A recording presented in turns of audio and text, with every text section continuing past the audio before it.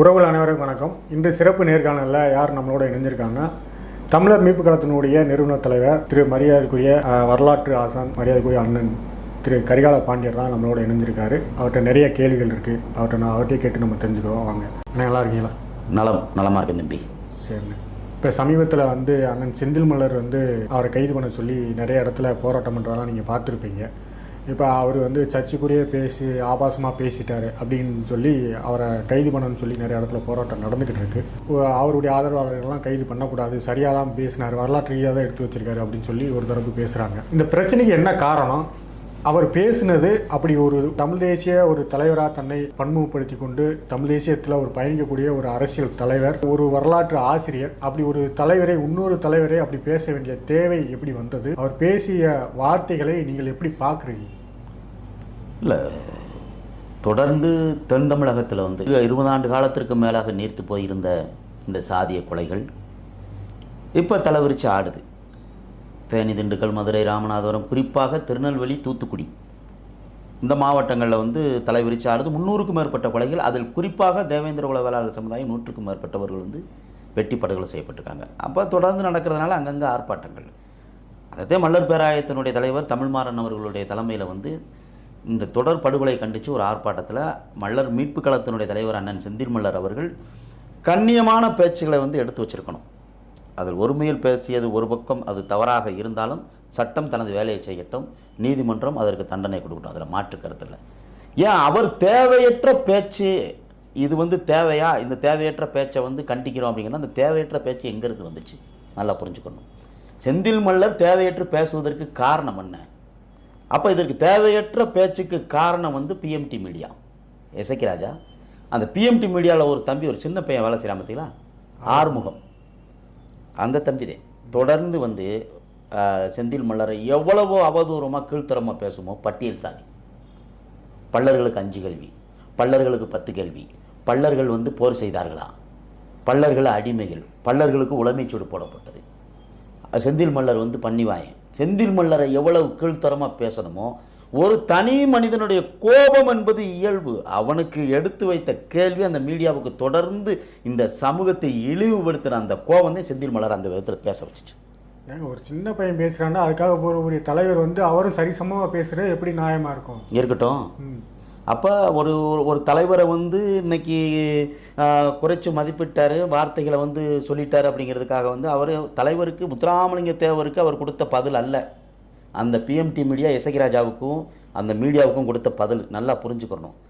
அப்போ ஒரு தலைவரை குறைச்சி பேசிட்டேன்னு இன்றைக்கி வானத்துக்கும் பூமிக்கு அந்த ஆடுகிற இந்த தலைவர்கள், நேதாஜி சங்கம், மறவர் சங்கம், தென்னிந்திய பார்வோடு பிளாக்கு, வட இந்திய பார்வோடு பிளாக்கு, இந்திய பார்வோடு பிளாக்கு, இதனுடைய தலைவர்கள் வெட்டுப்பத்தி செத்தவனுக்கு 140 போகிறா அப்படின்னு பேசும்பொழுது ஏன் ஒரு துண்டு சீட்டில் கூட அவங்கள ஏன் இந்த பிஎம்டி மீடியாவை நீங்கள் கண்டிக்கலை? அதுதான் நான் பார்ப்பேன். 140 போற சுதந்திர போராட்ட வீரர்களுக்கு 140 போறா, வெட்டுப்பட்டு செத்தவனுக்கும் 140 போரு. நீங்க நல்லா யோசிச்சு பாருங்க. ஒரு கொலை நடந்தா அதுல 140 போரு. அப்ப மன்னர்களுக்கும் அது அந்த வெட்டுப்பட்டு இறந்தவர்களுக்கு என்ன ஒரு வித்தியாசம் சொல்லுங்க. அதனால இதெல்லாம் உண்மையிலே தமிழ்நாடு அரசு, தமிழ் இந்த பூமி, இந்த மண் ஆன்மீக பூமி, இந்த மண்ணுக்காண்டி உழைச்ச. அதுக்கு நீங்க பதில் சொல்லுங்க. அப்போ இதே வழி எனக்கு வந்தால் தக்காளி சட்னி, உனக்கு வந்தால் ரத்தம். நீங்கள் அப்படித்தானே பார்க்குற இந்த வழி. இன்னைக்கு நீ 10 மாவட்டங்களுக்கு மேலாக நீங்கள் செந்தில் மல்லரை வெட்டுவேங்கிற, செந்தில் மல்லரை குத்தணுங்கிற, கரிகாலனுக்கு 10 கோடி, செந்தில் மல்லருக்கு 10 கோடி, நாங்கள் நிதியை ஒதுக்கிட்டோம்னா தாங்க முடியாது. இந்த வார்த்தைகள்லாம் என்னங்க வார்த்தை? என்ன ஜனநாயக நாட்டில் என்ன பேசுறீங்க? நாங்கள் இந்திய தேசத்துக்கு மட்டுமடுத்த ஆயுதத்தை இறக்கி வைத்து விட்டோம் என்றுதான் நினைக்க வேண்டியிருக்கிறது.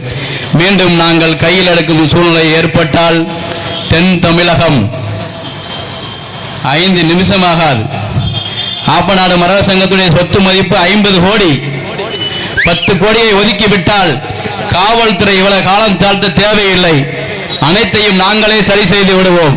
ஒரு நாய், ஒரு தற்கொலை பப்ளிக்ல பேசிட்டு போறான், அவனை பிடிப்பதற்கு காவல்துறைக்கு 8 மாசம் நாங்கள்லாம் போராட வேண்டியிருக்கு. சுதந்திர போராட்ட தியாகி என்பது அரசு விழா அறிவிப்பதை நாங்கள் வன்மையாக கண்டிக்கிறோம். விரைவில் நிறுத்திக் கொள்ள வேண்டும். இல்லாத எல்லாருக்கும் தக்க பதிலடி ஆப்பநாடு மரவர் சங்கம் மூலமாக கொடுக்கப்படும். விரைவில் செந்தில் ராஜன், அதுபோல் ஒரு கரிகாலன் ஒருத்தன் குட்டையா இருக்கிறான், மரவர்னு முன்னாடி போட்டுக்கிறான், பின்னாடி தேவர்னு போட்டுக்கிறான். எல்லாம் காவல்துறை வேடிக்கை பார்த்துக்கிட்டு இருக்குது. அவங்கெல்லாம் விரைவில் ஒடுக்கலைன்னா நாங்க ஒடுக்க கிளம்பிடுவோம் என்று எச்சரிக்கிறேன். வரலாற்று இல்லாத நாய்கள் வட்டார தலைவர் நாதாரி பயிர்களா, இதோட நாக்கு அடக்கி பேசுங்க, இல்லைன்னா உங்க நாவ அறுக்கப்படும் என்று எச்சரிக்கிறேன். ஆப்பநாடு மரவர் சங்கம் அதுக்கான நிதியை ஒதுக்கிட்டும் நடிச்சிட்டோம்னா தமிழ்நாடு சந்தி சிரிச்சிடும் பாத்துங்க. ஆப்பநாடு மரவர் சங்கம் அதுக்கான நிதியை ஒதுக்கிட்டும் நடிச்சிட்டோம்னா தமிழ்நாடு சந்தி சிரிச்சிடும் பாத்துங்க. திமுக சட்ட ஒழுங்கு பிரச்சனை ஏற்பட சந்திக்கும் நிலைமை உருவாகும் என்று சொல்லி எச்சரிக்கிறேன். அப்ப இன்னைக்கு செந்தில் மலரும் கரிகாலனும் ஆப்பநாடு மரவர் சங்கம் 50 கோடி நிதி இருக்கு, அதை 10 கோடியை நாங்கள் ஒதுக்கிட்டோம்னா தாங்காது அப்படின்னா 1957 ஐயா இமானுவேல் சேகரனுக்கு அவரை வெட்டி படுகொலை செய்ய எவ்வளவு லட்சங்கள் வந்து ஒதுக்கப்பட்டுச்சு, அவங்களே வெளியிடட்டுமே.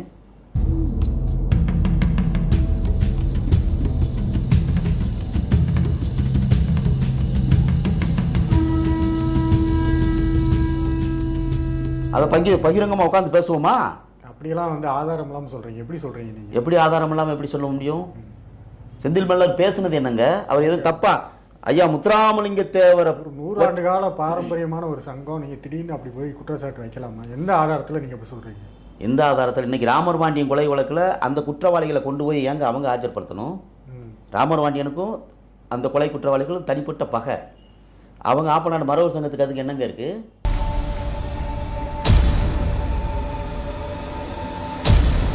அப்போ 100 ஆண்டு காலத்திற்கு முன்பாக இவங்களோட மனநிலை எவ்வளவு மோசமா, எவ்வளவு காட்டுமிராண்டி கூட்டமாக இவங்க இருந்திருப்பாங்க.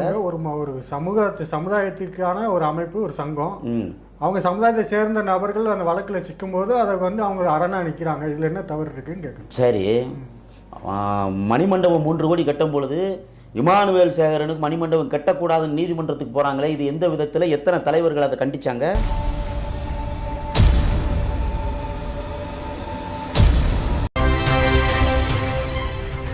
பரமக்குடியில் இமானுவேல் சேகரனாருக்கு மணிமண்டபம் கட்டுவது தொடர்பான அரசின் அறிவிப்பாணைக்கு தடை விதிக்க முடியாது.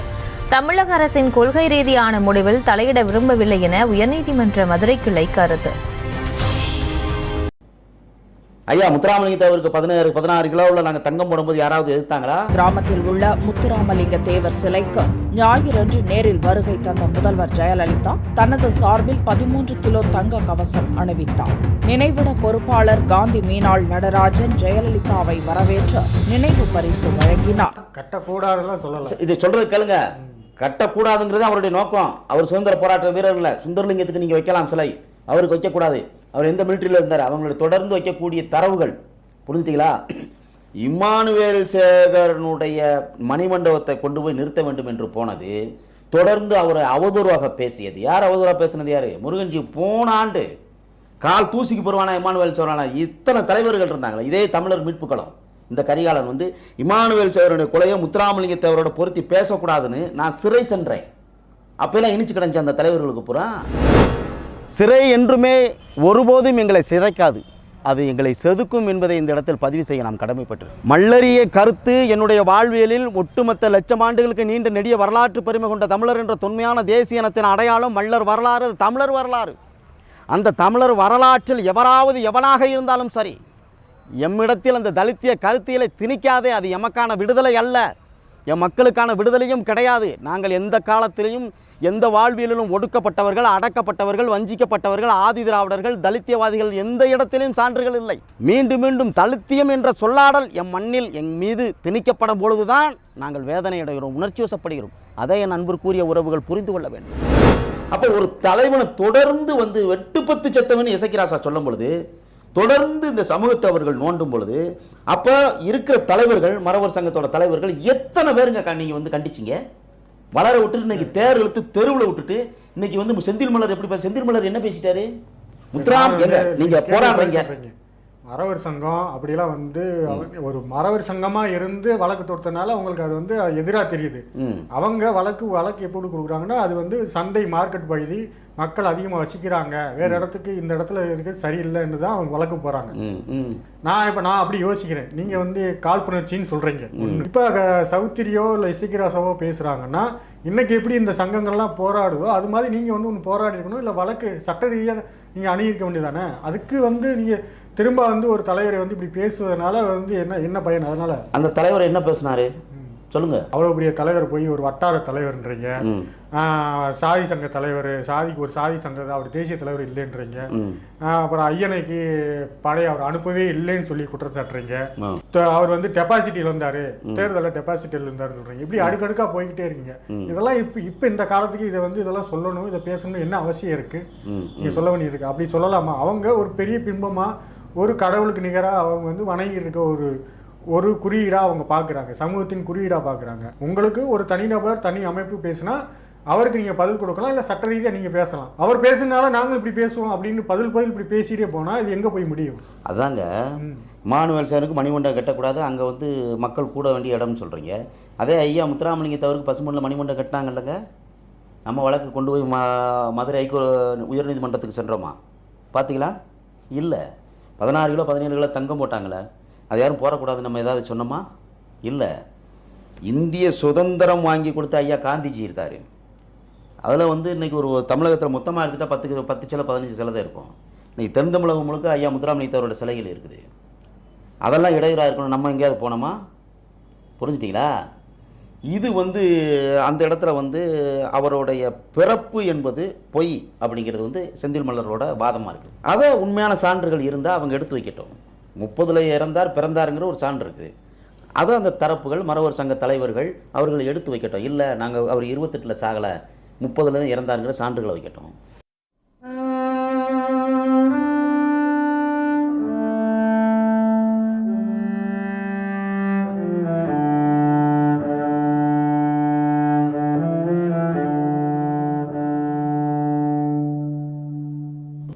அவர் வச்ச தரவுகளில் ஒன்று, அவர் வட்டார தலைவர் என்பது அவர் கமுதி கடலாடி முதுகுளத்தூர் வட்டார சங்க தலைவர், அதற்கான சான்று.